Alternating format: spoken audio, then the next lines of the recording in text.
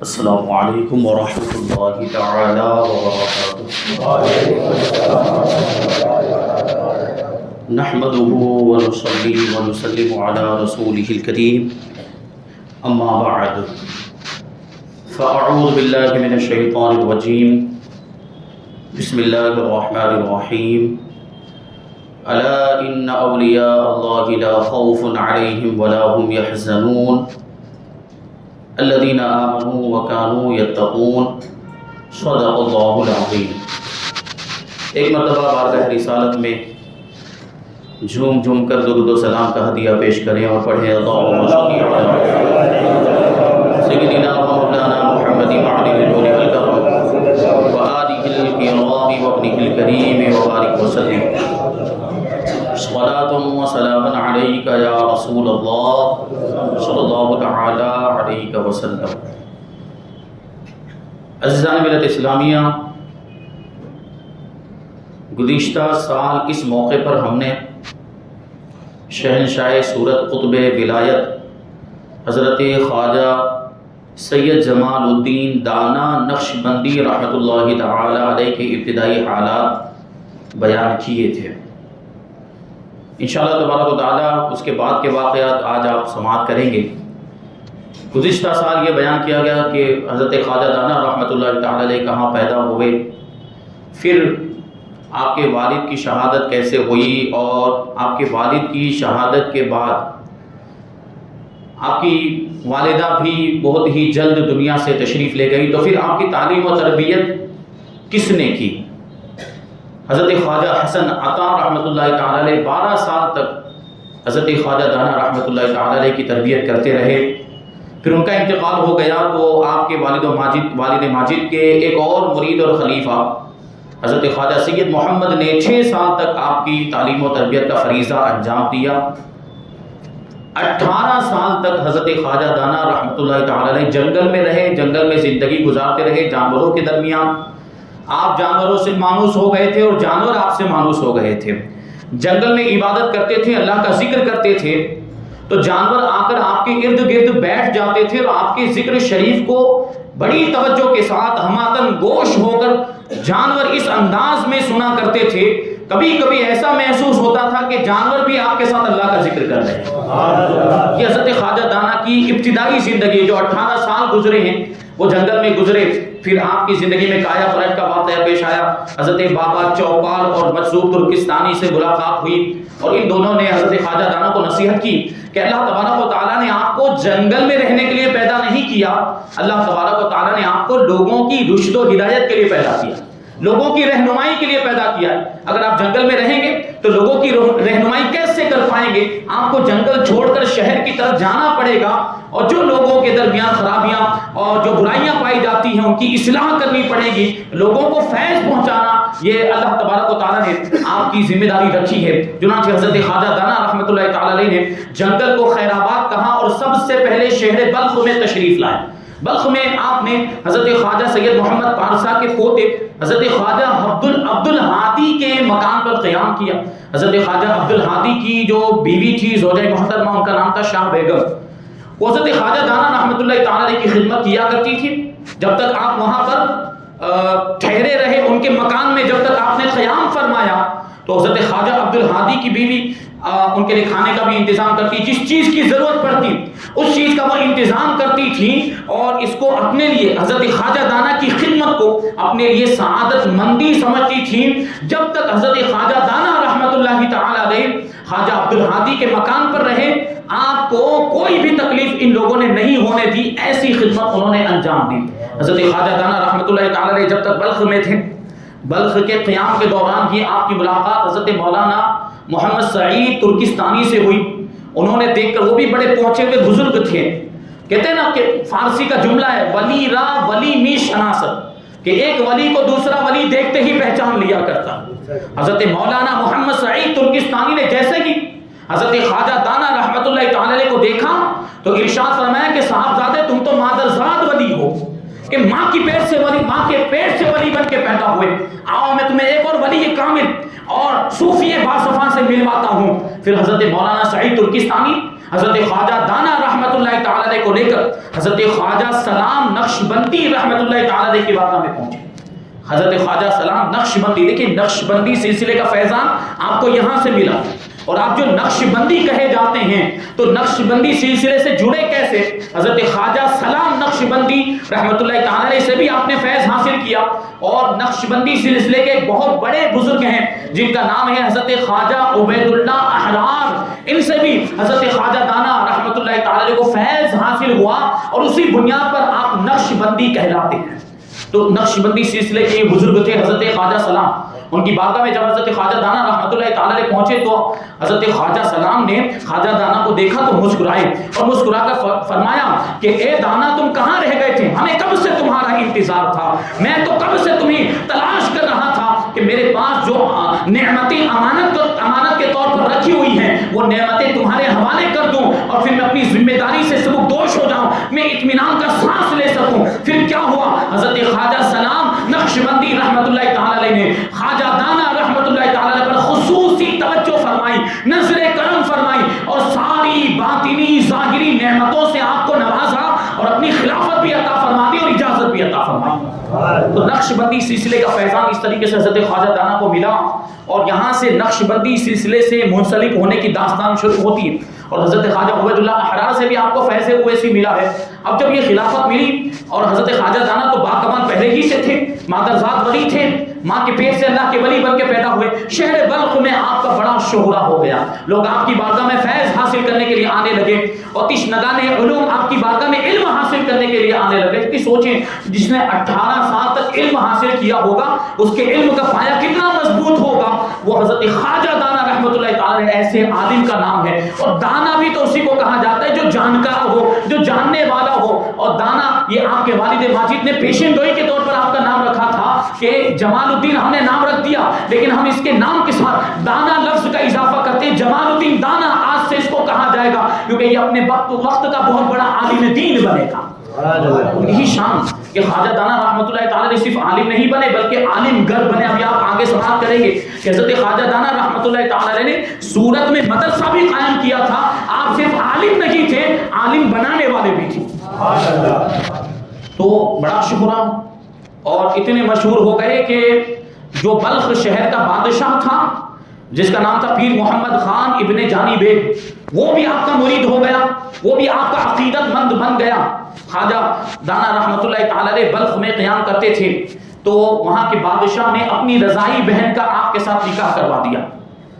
حضرت خواجہ دانا رحمت اللہ تعالی علیہ چند دنوں تو اور بلخ میں مقیم رہے. اس کے بعد اللہ تبارک و تعالیٰ کے حکم سے اپنی شریکہ حیات اور اپنے مریدین اور متوسلین کو لے کر ہندوستان کی طرف روانہ ہوئے.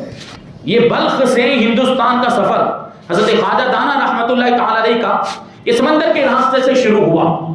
سب سے پہلے ٹھٹ کے ساحل پر، ٹھٹ یا ٹھٹا غالباً یہ جو علاقہ ہے یہ پاکستان کے اندر موجود ہے، اس کے کنارے پر، اس کے ساحل پر سب سے پہلے حضرت خواجہ دانا رحمت اللہ تعالی علیہ اترے.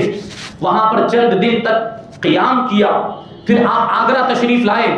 آگرہ میں مسجد رحیل میں ٹھہرے تو شیر شاہ سوری کے بیٹے اس وقت آگرہ میں حکومت کرتے تھے. وہ شیر شاہ سوری ہندوستان کا بہت بڑا بادشاہ گزرا ہے، جنہوں نے ہندوستان کی تاریخ پڑھی ہو تو اس کے بیٹوں کی وہاں پر حکومت تھی. یہ ہمایوں بادشاہ کو شکست دے کر شیر شاہ سوری نے آگرہ پر بھی قبضہ کر لیا تھا اور دہلی پر بھی قبضہ کر لیا تھا. تو اس کے بیٹے آگرہ پر حکومت کرتے تھے. جب شیر شاہ سوری کے بیٹوں کو پتا چلا کہ ایک اللہ کے ولی اور ایک اللہ کے نیک بندے آگرہ میں تشریف لائے تو وہ اپنے سارے وزیروں کو لے کر، اپنے سارے عمرا، اپنے سارے ساتھیوں کو لے کر حضرت خواجہ دانا رحمت اللہ تعالی کا استقبال کرنے کے لیے آئے. اور ان لوگوں نے حضرت خواجہ دانا رحمت اللہ تعالی کی بارگاہ میں نذران عقیدت پیش کیا. لیکن یہی تو بات کہی جاتی ہے کہ یہ اللہ کے ولی یہ ظاہری طور پر بادشاہ نہیں ہوتے، یہ سروں پر حکومت نہیں کرتے، یہ دلوں پر حکومت کرتے. جو دنیا کے بادشاہ ہوتے ہیں وہ بھی ان کی بارگاہ میں آتے ہیں اور سر نیاز کو خم کیا کرتے ہیں. یہاں سے مطلب لوگوں کو حکومتیں ملا کرتی ہیں، یہ وہ دربار ہوا کرتے. تو بڑے بڑے بادشاہ بھی آپ کی بارگاہ میں آتے تھے. یہ حضرت خواجہ دانا رحمت اللہ تعالی کی شان ہے. چند دنوں تک آگرہ میں قیام فرمانے کے بعد آپ وہاں سے بڑودہ تشریف لائے. بڑوڈا میں حضرت مولانا نذیر بدخشی رحمت اللہ تعالی کو جب پتا چلا تو وہ آپ کی بارگاہ میں حاضر ہوئے اور ملاقات کی، خوشی کا اظہار کیا، مسرت کا اظہار کیا اور کہا کہ حضرت جب تک آپ بروڈا میں رہیں آپ میرے مکان پر ہی قیام فرمائیں گے۔ چنانچہ حضرت خواجہ دانا رحمۃ اللہ تعالی علیہ حضرت مولانا نذیر بدخشی رحمۃ اللہ تعالی علیہ کے مکان پر تشریف لے گئے۔ یہاں پر ایک عجیب و غریب واقعہ پیش آیا بروڈا میں۔ حضرت خواجہ دانا رحمۃ اللہ تعالی علیہ کا سامان چوری ہو گیا، چور لے کر چلے گئے۔ تو مریدین اور معتقدین جو تھے وہ چوروں کو برا بھلا کہنے لگ گئے کہ چوروں کا برا ہو، ہمارے حضرت کا سامان لے کر چلے گئے۔ لیکن اللہ والوں کی شان، یہ سامان اور مال و دولت سے ان کو کوئی مطلب ہی نہیں ہوتا۔ سامان چوری ہو گیا، ہم اور آپ ہو تو کتنے پریشان ہو جائیں گے، لیکن حضرت خواجہ دانا رحمۃ اللہ تعالی علیہ بڑے اطمینان کے ساتھ، بڑے سکون کے ساتھ اپنے مریدین سے ارشاد فرماتے ہیں کہ گھبرانے کی ضرورت نہیں ہے اور چوروں کو برا بھلا کہنے کی بھی کوئی حاجت نہیں۔ اللہ کا شکر ہے کہ امانت والوں کے پاس پہنچ گئی، وہ سامان انہیں کا تھا، ان کو مل گیا۔ یہ اللہ والے بالکل بھی دنیا کی چیزوں سے ان کا کوئی لینا دینا نہیں ہوتا۔ بہرحال چند دنوں تک بروڈا میں قیام فرمانے کے بعد برہان پور تشریف لائے جو ایم پی کے اندر ہے، وہاں پر بھی چند دن قیام کیا۔ وہاں پر ایک واقعہ پیش آیا بڑا عجیب و غریب، جب حضرت خواجہ دانا رحمۃ اللہ تعالی علیہ برہان پور میں قیام پذیر تھے، وہاں پر آپ ٹھہرے ہوئے تھے، اس وقت یہ واقعہ پیش آیا برہان پور، جو آپ کی کرامت بھی کہی جاتی ہے کہ شہنشاہ اکبر کا بیٹا دانیال اس وقت برہان پور کا گورنر تھا۔ جب حضرت خواجہ دانا رحمۃ اللہ تعالی علیہ برہان پور میں تشریف لائے اور برہان پور میں قیام پذیر تھے، شہنشاہ اکبر کا بیٹا دانیال وہاں کا گورنر تھا، اس کا بیٹا تیمور بیمار ہو گیا اور اس نے، اب بادشاہوں کے پاس تو مال و دولت کی کمی نہیں ہوتی، اپنے بیٹے کو اچھا کرنے کے لیے اس نے پانی کی طرح پیسہ بہایا، بڑے بڑے حکیموں کو بلایا، بڑے بڑے ماہر طبیبوں کو بلایا، لیکن کوئی علاج کارگر نہ ہوا، کسی علاج نے کوئی فائدہ نہیں دیا، وہ اچھا نہیں ہو پایا اور اس کے بیٹے کا اسی بیماری میں انتقال ہو گیا۔ حضرت خواجہ دانا رحمۃ اللہ تعالی علیہ کو جب پتا چلا کہ دانیال کے بیٹے کا انتقال ہو گیا تو آپ اپنے صاحبزادے حضرت خواجہ سید محمد ہاشم کو اپنے ساتھ میں لے کر اس کے محل میں، اس کے دربار میں تعزیت کے لیے تشریف لے گئے۔ جب آپ پہنچے تو اس کی لاش موجود تھی، اس کے بیٹے کی، دانیال کے بیٹے کی لاش موجود تھی۔ لاش کو اٹھا کر حضرت خواجہ دانا کی گود میں رکھ دیا گیا۔ اب بادشاہ دانیال جو اکبر بادشاہ کے معاملات بعد میں بگڑے، اس نے ایک نیا دین اور نیا مذہب ایجاد کیا تھا جس کو دین الہی کہتا تھا۔ وہ بعد کے واقعہ کہ شروع کا معاملہ ہے، شروع میں اس کے حالات خراب نہیں تھے، وہ بعد میں وہ گمراہ ہو گیا تھا، بلکہ کہہ سکتے ہیں کہ کافر ہو گیا تھا، مرتد ہو گیا تھا، جس نے دین الہی اور اس میں یہ عقیدہ اس نے گڑھ لیا تھا اپنی طرف سے کہ سب لوگ ایک ہیں، ہندو بھی ایک ہیں، مسلمان بھی ایک ہے، اور اس کا نام اس نے دین الہی رکھا تھا۔ تو یہ سب ہوا اور وہ تو بعد کی باتیں ہیں۔ حضرت مجدد الفسانی رحمۃ اللہ تعالی علیہ نے پھر اس کا مقابلہ کیا۔ بہرحال یہ پہلے کی بات، تو دانیال نے حضرت خواجہ دانا رحمۃ اللہ تعالی علیہ کی گود میں اپنے بیٹے کو رکھ دیا اور زار و قطار روتے ہوئے اپنے بیٹے کی دوبارہ زندگی کے لیے دعا کی درخواست کی۔ اب وہ لوگ بھی تو جانتے تھے، مطلب ہم اور آپ بھی تو کسی بھی عام انسان کو کوئی بہت بڑی دعا کرنے کے لیے نہیں کہتے، جب کوئی بہت بڑا معاملہ پیش آتا ہے تو ہم آدمی بھی ویسا تلاش کرتے ہیں، کوئی بزرگ ہو، کوئی پیر صاحب ہو، کوئی نمازی ہو، کوئی حاجی ہو، اس سے ہم اپنی بہت بڑی حاجت ہوتی تو وہ پیش کرتے ہیں کہ یہ بہت بڑا معاملہ پیش آیا، آپ دعا فرما دیجئے کہ یہ میرا معاملہ حل ہو جائے۔ تو وہ دانیال بادشاہ بھی سوچیں کہ کتنی بڑی دعا کروانا چاہ رہے ہیں، دوبارہ زندگی، کسی مرے ہوئے کا دوبارہ زندہ ہو جانا کتنی بڑی بات ہے، یہ کرامت ہوگی نا اگر وہ زندہ ہو جائے تو وہ دانیال حضرت خواجہ دانا رحمۃ اللہ تعالی علیہ کی بارگاہ میں کہتا ہے حضرت دعا فرما دیں کہ میرا بیٹا پھر سے زندہ ہو جائے۔ اس کا بھی تو یہ عقیدہ ہوگا کہ یہ اللہ کے برگزیدہ بندے ہیں، یہ اللہ کے ولی ہیں، یہ مستجاب الدعوات ہیں، یہ اگر دعا کر دیں گے تو میرا بیٹا دوبارہ زندہ ہو جائے۔ خواجہ دانا کو اس پر رحم آ گیا، اس کا رونا دیکھا نہیں گیا، بچہ تو پہلے ہی سے گود میں موجود تھا۔ حضرت خواجہ دانا رحمۃ اللہ تعالی نے بچے کے جسم پر، بچے کے بدن پر ہاتھ پھیرا، کچھ پڑھا، کچھ ارشاد فرمایا، وہ بچہ دوبارہ زندہ ہو گیا۔ دربار میں جتنے بھی لوگ موجود تھے یہ کرامت کو دیکھ کر حضرت خواجہ دانا کے قدموں میں گر گئے، محل میں بھی اور پورے برہان پور شہر میں ایک خوشی کی لہر دوڑ گئی۔ حضرت خواجہ دانا کی کرامت ہے، یہ برہان پور کے قیام کے دوران یہ واقعہ پیش آیا۔ پھر آپ وہاں سے سورت تشریف لائے جو آپ کی مستقل قیام گاہ ہے، سورت آنے کے بعد آپ سورت کے ہی ہو کر رہ گئے، یہاں تک کہ آپ کی آخری قیام گاہ اور آپ کا مزار پاک بھی سورت ہی میں تعمیر ہوا۔ جب سورت تشریف لائے تو یہ زمانہ اکبر بادشاہ کا تھا۔ اکبر بادشاہ کو پتا چلا کہ حضرت خواجہ دانا رحمۃ اللہ تعالی علیہ سورت تشریف لے جا رہے ہیں تو پہلے ہی سے اس نے حکم نامہ روانہ کر دیا تھا، فرمان جاری کر دیا تھا. یہاں کا جو گورنر تھا اس کا نام تھا عبد الرحمن تہرانی، اور جو قلعہ دار ناظم صورت انتظام کرنے والے، مینجمنٹ کرنے والے جو ہوتے ہیں اس کو ناظم کہا جاتا ہے. جو ناظم صورت جو قلعہ دار خلیج خان اس کا نام تھا. ان دونوں کے نام اکبر بادشاہ نے بھی سوچنے جیسی بات کہ اکبر بادشاہ پورے ہندوستان کا بادشاہ ہے، لیکن اس کو حضرت خواجہ دانا سے کیسی عقیدت کہ وہ وہاں سے فرمان لکھ رہا ہے، فرمان جاری کر رہا ہے کہ حضرت خواجہ دانا رحمت اللہ تعالی علیہ سورت میں تشریف لا رہے ہیں، شایان شان ان کا استقبال ہونا چاہیے، یعنی ان کی شان کے لائق ان کا استقبال ہونا چاہیے. چنانچہ جب آپ سورت کے ساحل پر پہنچے تو یہ لوگ عبد الرحمن تہرانی اور خلیج خان یہ اپنے سارے ساتھیوں کو لے کر، اپنے وزیروں کو لے کر، اپنے امراء کو لے کر حضرت خواجہ دانا کا استقبال کرنے کے لیے پہنچے، اور بڑا پرتفاق، بڑے تسک و احتشام کے ساتھ ان لوگوں نے حضرت خواجہ دانا کا استقبال کیا. حضرت سورت میں تشریف لائے تو سورت آپ کو بہت پسند آیا، سورت بھی پسند آیا، سورت والے بھی پسند آئے، اس لیے ہمیشہ کے لیے آپ نے یہیں پر قیام فرمانے کا ارادہ فرما لیا. اس زمانے میں سورت ایک بہت بڑی بندرگاہ ہوا کرتا تھا، اور حاجی بھی یہاں سے حج کرنے کے لیے تشریف لے جایا کرتے تھے، اس لیے سورت کو باب المکہ بھی کہا جاتا تھا، مکے کا دروازہ. باب المکہ مطلب مکے کا دروازہ، کہ یہاں سے لوگ سفر کرتے ہوئے، کہ پرانے زمانے میں پانی کے جہاز کے ذریعے سفر ہوتا ہے. یہ جو نامپورے کے قریب جو مکئی پل جس کو بھی کہا جاتا ہے، اس زمانے میں اس کا نام تھا مکہ پل. کیا نام تھا؟ مکہ. یہ تو بگاڑا گیا جان بوجھ کر، کیونکہ مکہ تو ان کو ہضم ہونے والا نہیں ہے لفظ، اس لیے اس کو مکہ کو مکئی کر دیا. یہ مکہ پل تھا، اور یہاں سے لوگ جہاز میں سوار ہوتے، کیونکہ ندی سمندر سے ملی ہوئی ہے، اب یہاں سے سوار ہو کر سمندر میں پہنچتے، اور سمندر کا سفر طے کرتے ہوئے حرمین شریفین حاضر ہوا کرتے تھے. اس طرح حاجی یہاں سے جاتے، اور آپ کو معلوم ہونا چاہیے کہ یہ میونسپل کارپوریشن کی جو عمارت ہے جس کو قلعہ کہا جاتا ہے، یہ اس زمانے میں حاجیوں کا مسافر خانہ تھا. یہ ہماری پراپرٹی ہے، یہ آج بھی کیس چل رہا ہے، یہ لوگ ہار چکے ہیں، آپ کو معلوم ہونا چاہیے یہ لوگ ہار چکے ہیں. ہم جیت گئے ہیں کیس، ہم جب بھی چاہیں اس کو خالی کروا سکتے ہیں، یہ ہماری پراپرٹی ہے. یہ حاجیوں کا مسافر خانہ تھا، حاجی یہاں پر آ کر رکتے تھے، اور یہاں سے پھر حرمین شریفین کے لیے روانہ ہوا کرتے تھے.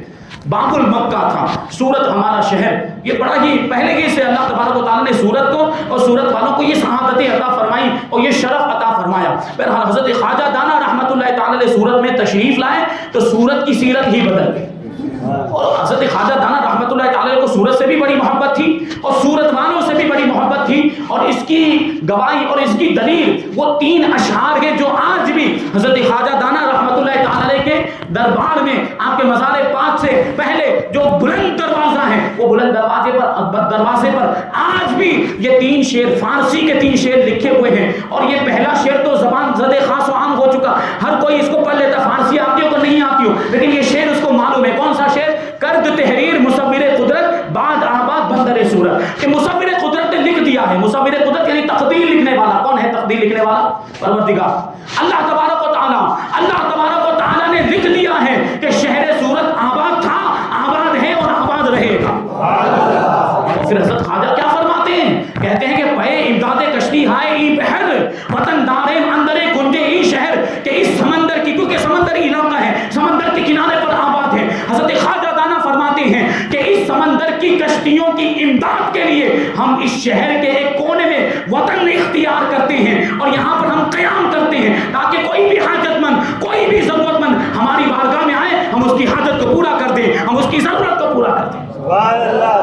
اور آگے فرماتے کہ بری خدمت زہب گشتے معمور وچے خوش گفتند المعمور معذور. کہ اس خدمت پر یعنی یہ شہر صورت والوں کو کی بادشاہی جو خواجہ دانا کو ملی، صورت کا جو بادشاہ بنایا گیا آپ کو اور یہاں کا مختار کل بنایا گیا، تو اس کے بارے میں فرماتے کہ یہ جو خدمت ہمیں ملی ہے یہ اللہ تبارک و تعالیٰ کی جانب سے ملی ہے. اور لوگوں نے کیا ہی اچھی بات کہی کہ جسے حکم دیا جاتا ہے وہ پھر مجبور ہوتا ہے، یعنی جو کام سونپا گیا وہ کام پھر اسے کرنا پڑتا ہے. تو حضرت خواجہ دانا رحمت اللہ تعالیٰ علیہ کو سورت کا بادشاہ بنا کر بھیجا گیا. اب بادشاہ کی ذمہ داری ہوتی ہے کہ وہ رعایا کا خیال کرے، وہ رعایا کی حالت دریافت کرے، رعایا کی خبر گیری کرے، رعایا میں اگر کوئی پریشان ہو تو اس کی پریشانی کو دور کرے، کوئی مصیبت میں مبتلا ہو تو اس کی مصیبت کو دور کرے، کسی کو کوئی حاجت ہو، کوئی ضرورت ہو تو اس کی ضرورت کو پورا کرے. آج بھی ہم اس دربار کو دیکھتے ہیں. عام بادشاہوں کے دربار میں تو خزانے کبھی ختم بھی ہو جاتے ہیں، لیکن یہ خواجہ کا دربار ہے جہاں مدینے سے نعمتیں آتی ہیں اور وہ یہاں تقسیم کیا کرتے ہیں.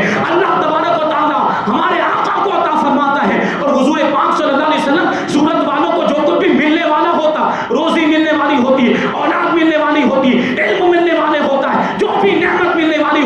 وہ رسول پاک صلی اللہ علیہ وسلم کی بارگاہ سے حضرت خواجہ دانا کو عطا کی جاتی ہے، اور پھر حضرت خواجہ دانا رحمت اللہ تعالی علیہ صورت والوں میں تقسیم کیا کرتے ہیں۔ یہ شہنشاہ کا دربار ہے، یہ کوئی معمولی دربار نہیں، اور شہنشاہ صورت ان کو یوں ہی نہیں کہا جاتا، واقعی وہ شہنشاہ ہیں، وہ بادشاہوں کے بادشاہ ہیں۔ دنیا کے بادشاہوں کی بادشاہ چند دنوں کے لیے ہوا کرتی ہے، پھر ختم ہو جاتی ہے، لیکن یہ وہ بادشاہ ہیں جن کو اللہ کے رسول صلی اللہ علیہ وسلم نے اور اللہ تبارک و تعالیٰ نے قیامت تک کے لیے صورت کا شہنشاہ بنا دیا ہے۔ اس کے دربار میں جائیں وہ اپنوں تو اپنوں غیروں کو بھی ملتا ہے، اپنے تو اپنے ہیں غیروں کو بھی ملتا ہے۔ مانگنے کا سلیقہ ہونا چاہیے، مانگنے کا ڈھنگ ہونا چاہیے۔ خواجہ عطا فرماتے ہیں، میں نے اس سے پہلے ایک بات بتائی تھی کہ ایک ہندو غیر مسلم حضرت خواجہ کی بارگاہ میں آیا کرتا ہے۔ یہ وہ دربار ہے کہ کوئی آتا ہے تو بے اولاد آتا ہے تو اس کو اولاد مل جاتی ہے، کوئی لا علاج بیماری والا آتا ہے اور ڈاکٹر نے جواب دے دیا اس کو بھی یہاں سے شفا مل جایا کرتی ہے۔ تو ایک غیر مسلم آتا تھا، اس کو کینسر کی بیماری، اور اس زمانے میں کینسر کا علاج دریافت نہیں ہوا تھا بھی تو مغربی ممالک میں تھا، بہت مہنگا تھا کہ غریبوں کے لیے علاج کروانا ممکن نہیں تھا۔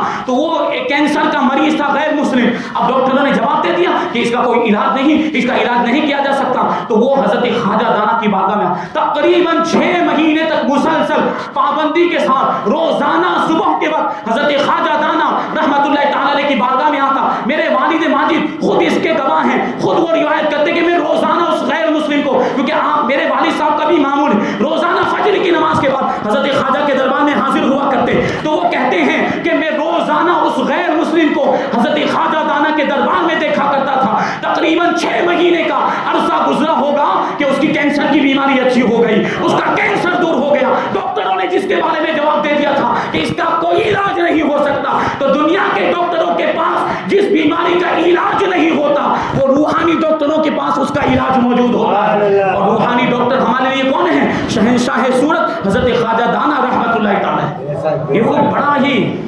بافیض دربار ہے، یہاں سے نعمتیں تقسیم ہوا کرتی ہے۔ اس کی ہمیں قدر کرنی چاہیے کہ ایسے بزرگ ہمارے صورت میں تشریف لائے اور وہ سلیقہ لے کر جائے۔ کبھی ایسا ہوتا بھی ایک شکایتیں کرنے لگ جاتے کہ ہمیں تو کچھ نہیں ملتا، تو آپ خود پر غور کریں کہ ہمارے مانگنے میں کوئی کمی ہے، ہمارے پاس ڈھنگ نہیں ہوگا، ہمارے پاس سلیقہ نہیں ہوگا، عقیدت ویسی نہیں ہوگی، ویسا یقین نہیں ہوگا، اس لیے ہمیں نہیں مل رہا۔ جب غیر مسلم کو مل رہا ہے تو ہم تو ایمان والے ہیں، ہمیں کیوں نہیں ملے گا؟ تو اس انداز میں مانگیں تو انشاءاللہ۔ میں نے ابھی عرض کیا کہ رسول پاک صلی اللہ علیہ وسلم کی بارگاہ سے نعمتیں صورت والوں کے نصیب میں جو لکھی ہوئی ہوتی وہ خواجہ کے دربار میں آتی اور پھر خواجہ یہاں پر تقسیم فرمایا کرتے، کیونکہ آپ کو صورت کا قطب ولایت بنایا گیا، اور قطب کی ذمہ داری یہی ہوتی ہے کہ وہ پورے علاقے کا سردار ہوتا ہے، سارے اولیاء کرام کا سردار ہوتا ہے، اور نعمتیں بھی اس کے ذریعے سے پھر تقسیم ہوا کرتی۔ نعمت دینے والی ذات تو اللہ تبارک و تعالیٰ کی، لیکن یہ بزرگ واسطہ اور وسیلہ بنتے ہیں، یہ ذریعہ بنتے ہیں، ان کے ذریعے سے ہمیں وہ نعمتیں ملا کرتی ہیں۔ خواجہ دانا رحمت اللہ تعالی کا یہ فیض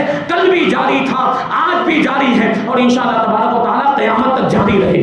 خواجہ دانا رحمت اللہ تعالی جب صورت میں تشریف لائے، ابھی چند دن ہی گزرے تھے کہ شہنشاہ جلال الدین اکبر نے 1 لاکھ روپے آپ کی بارگاہ میں نذرانے کے طور پر بھیجے۔ تو اب یہ اللہ والوں کو تو روپیے پیسے کی ضرورت ہی نہیں ہوتی، تو حضرت خواجہ دانا رحمت اللہ تعالی نے کیا کیا؟ اپنی ذات پر ان روپیوں کو خرچ کرنے کے بجائے آپ نے خانقاہ کی تعمیر کا کام شروع کروا دیا۔ وہیں پر جہاں پر آج آپ کا مزار پاک موجود ہے، وہیں پر خانقاہ کی تعمیر شروع ہو گئی۔ اب مزدور دن بھر کام کرتے تھے، اور کیا ہوتا، بڑی عجیب بات، مزدور دن بھر کام کرتے تھے اور رات کو حضرت خواجہ دانا رحمت اللہ تعالی دن بھر مزدوروں نے جو کچھ بھی بنایا ہوتا تھا اس کو توڑ دیا کرتے تھے، جو بھی عمارت، جو بھی دیواریں وغیرہ مزدور دن بھر بناتے تھے، حضرت خواجہ دانا رات میں اس کو توڑ دیا کرتے تھے۔ تو مزدور بھی پریشان، مریدین چاہنے والے بھی پریشان۔ ایک دن پوچھ لیا، حضرت یہ کیا معاملہ ہے، سمجھ میں نہیں آ رہا، اس کی وجہ کیا ہے کہ دن بھر مزدور یہ دیواریں بناتے ہیں، رات میں اس کو توڑ دیتے ہیں، اس کی وجہ کیا؟ کیونکہ دیکھیں وہ پیسے کہاں سے آئے تھے، بادشاہ کے پاس سے آئے تھے، اور بادشاہ لوگ کیسی کیسی جگہ پر وہ رعایا کا مال خرچ کرتے ہیں، فالتو کی جگہوں میں، بیکار کی جگہوں میں بھی۔ حضرت خواجہ دانا رحمت اللہ تعالی نے ارشاد فرمایا کہ ہم اس لیے یہ ایسا کرتے ہیں تاکہ ان غریبوں کا اور ان مزدوروں کا روزی کا جو ذریعہ ہے وہ دیر تک قائم رہے۔ روزانہ توڑ دیا کرتے، روزانہ بنانا پڑے گا، اس طرح ایک زمانہ اسی میں گزر جائے گا اور ان کی روزی کا انتظام ہوتا رہے گا۔ پیسے تو بادشاہ کے پاس سے آئے تھے، بادشاہ یوں تو دینے والا نہیں تھا، تو حضرت خواجہ دانا رحمت اللہ تعالی نے ان کے لیے یہ ذریعہ بنا دیا تھا۔ پھر وہیں پر خانقاہ کے قریب ہی حضرت خواجہ دانا رحمۃ اللہ تعالی نے ایک مدرسہ قائم کیا تھا، ایک دارالعلوم بنایا، ہزاروں تشنگان علوم اس دارالعلوم میں آئے، وہاں پر داخلہ لیا، حضرت خواجہ دانا رحمۃ اللہ تعالی سے اکتساب فیض کیا، علم حاصل کیا، اور فارغ ہونے کے بعد دین اسلام کی اور سلسلہ نقشبندیہ کی وہ خدمات انجام دی ہیں جو سنینی حروف سے لکھنے کے قابل ہے۔ یہ دارالعلوم، اب افسوس کی بات کہ حضرت خواجہ دانا رحمۃ اللہ تعالی کی وصال کے چند روز کے بعد ہی، چند دنوں کے بعد ہی وہ دارالعلوم بند ہو گیا، اس کی عمارت بھی ختم ہو گئی۔ پھر 1123 ہجری میں، کب 1123 ہجری میں یہاں کا ایک نواب تھا، سورت کا ایک نواب جس کا نام تھا امانت خان متصدی، اس نواب کو خیال آیا تو اس نے وہ دارالعلوم پھر سے تعمیر کروایا، وہ دارالعلوم پھر سے تعمیر کروایا۔ یہ 1123 میں یہ دارالعلوم قائم ہوا، پھر سے اس میں تعلیم کا سلسلہ جاری ہوا، اور وہ دارالعلوم کی جو عمارت جو امانت خان متصدی نے بنوائی تھی وہ عمارت آج تک موجود ہے۔ خواجہ دانا کے دربار میں وہ عمارت آج تک، وہ کون سی عمارت میں بتاؤں آپ کو؟ بلند دروازے سے آپ داخل ہوں گے، بلند دروازے سے داخل ہوں تو سیدھے ہاتھ کی طرف، یعنی دائیں ہاتھ کی طرف جو وہ سرائے بنی ہوئی نا، سرائے، یہ دارالعلوم تھا، یہ دارالعلوم ہے۔ وہ اس میں جو ایک محراب بنی ہو، وہاں ایک تختی لگی ہوئی ہے، ابھی بھی آج بھی وہ تختی سنگ مرمر کی تختی لگی ہوئی ہے، اور اس میں لکھا ہوا ہے، مدرسے کا نام بھی لکھا ہوا ہے، اور مدرسہ یہ دوبارہ کب تعمیر کیا گیا اس کی تاریخ بھی اس میں لکھی ہوئی ہے، 1123۔ افسوس کی بات ہے کہ یہ تو دارالعلوم تھا، یہ کیا تھا؟ مدرسہ تھا، اور آج کیا بنا ہوا ہے؟ رہائش گاہ بنا ہوا ہے، لوگوں نے وہاں پہ ٹھکانہ بنا لیا، لوگ وہاں پہ رہنے لگے۔ اس کو کیا ہونا چاہیے تھا؟ دارالعلوم ہونا چاہیے تھا۔ اب لوگ وہاں پر رہ رہے ہیں اور طرح طرح کی بے حرمتیاں بھی کر رہے ہیں، وہ رہنے والے وہاں کے لوگ بے ادبیاں کر رہے ہیں، ان کے گھروں میں ٹی ویاں ہیں، آپ جا کر دیکھیں، وہ جو سرائے میں جو رہنے والے ان کے گھروں میں ٹی وی چل رہے ہیں، اور خرافات ہو رہے ہیں، تماشے ہو رہے ہیں، اور خواجہ دانا کا دربار بالکل قریب میں ہے، خواجہ دانا کے دربار کے قریب میں رہتے ہوئے یہ خرافات کیے جا رہے ہیں وہاں پر۔ اور خرافات کی اگر بات کریں تو پھر تو بڑے معاملات ہیں، ابھی اس کی تفسیر کی گنجائش نہیں ہے۔ بہرحال یہ دارالعلوم تھا، یہ دارالعلوم کو ان لوگوں نے سرائے بنا دیا، رہائش گاہ بنا دی، لوگ اس میں رہنے لگ گئے۔ ابھی بھی وقت ہے، اس کو پھر سے دارالعلوم بنایا جا سکتا ہے، کوشش کرنی چاہیے، لوگ اللہ تبارک و تعالیٰ لوگوں کو توفیق عطا فرمائے۔ بہرحال حضرت خواجہ دانا رحمۃ اللہ تعالیٰ کی عمر 140 سال کی ہوئی۔ کتنے سال کی ہوئی؟ 140 سال کی ہوئی۔ ایک دن اچانک بہت زیادہ طبیعت خراب ہو گئی، بے ہوشی بار بار طاری ہو جاتی تھی۔ اب جب بیچ میں ایک مرتبہ ہوش آیا تو حضرت خواجہ دانا رحمۃ اللہ تعالی نے اپنے بیٹوں کو، اپنے پوتوں کو، پر پوتوں کو بلایا، اپنے مریدین کو، اپنے شاگردوں کو بلایا اور پوچھا کہ آج کون سی رات ہے؟ وہ رات کا وقت تھا تو لوگوں نے جواب دیا کہ شب جمعہ ہے، جمعہ کی رات ہے، جو بڑی مبارک رات ہوتی۔ اتنا سننا تھا کہ حضرت خواجہ دانا رحمۃ اللہ تعالی نے بلند آواز سے سورہ یاسین شریف کی تلاوت شروع فرما دی، اور جب یاسین شریف پڑھ چکے تو پھر کلمہ شریف پڑھنا شروع کر دیا۔ کلمہ شریف، کلمہ طیبہ پڑھتے رہے پوری رات، کلمہ طیبہ کا ورد کرتے رہے، یہاں تک کہ فجر کی اذان ہو گئی۔ اور جب فجر کی اذان ہوئی تو حضرت خواجہ دانا رحمۃ اللہ تعالی نے اس وقت ایک جملہ ارشاد فرمایا کہ اچھا ٹھیک ہے خدا حافظ، اب ہم چلتے ہیں، اب ہمارے جانے کا وقت قریب آ گیا۔ اتنا ارشاد فرمایا، تھوڑی دیر کے اندر ہی آپ کی روح قفس عنصری سے پرواز کر گئی، آپ کا انتقال ظاہری ہو گیا، آپ دنیا سے تشریف لے گئے۔ 5 صفر مظفر کی وہ تاریخ تھی اور 1016 ہجری یہ سال تھا، حضرت خواجہ دانا رحمۃ اللہ تعالی کا وصال ہوا، آپ دنیا سے تشریف لے گئے۔ آپ ظاہری طور پر دنیا سے تشریف لے گئے، لیکن روحانی طور پر آج بھی ہمارے ساتھ ہیں، روحانی طور پر آج بھی وہ ہماری مدد فرماتے ہیں، ہماری فریادوں کو سنتے ہیں، ہماری حاجتوں کو سنتے ہیں، اور صرف اتنا ہی نہیں کہ سنتے ہیں بلکہ سننے کے بعد ہماری ضرورتوں کو پورا بھی کیا کرتے ہیں۔ یہ ہم نے محسوس کیا ہے۔ آپ دیکھیں، ایسی لو تو لگائیں، ایسا تعلق تو قائم کریں، ایسا رشتہ تو قائم کریں، آپ کو وہاں سے فیضان ملتا ہوا آپ کو نظر آئے گا، آپ محسوس کریں گے اس کو۔ یہ خواجہ دانا رحمۃ اللہ تعالی کا دربار ہے۔ ابھی اور بہت ساری باتیں تھیں لیکن وقت ختم ہو گیا، انشاءاللہ پھر کبھی کسی موقع پر ہم ان باتوں کو شامل کریں گے۔ اللہ تبارک و تعالیٰ کی بارگاہ میں دعا ہے کہ جو کچھ بھی بیان ہوا اس پر ہم سب کو عمل کرنے کی توفیق عطا فرمائے۔ حضرت خواجہ دانا رحمۃ اللہ تعالی کے فیوز و برکات سے ہم سب کو مالا مال فرمائے، اولیاء کرام سے محبت کرنے اور ان کے دامن سے وابستہ رہنے کی توفیق عطا فرمائے، ایمان کی سلامتی عطا فرمائے اور ایمان پر ہم سب کا خاتمہ فرمائے۔ وما علینا الا البلاغ۔ السلام علیکم۔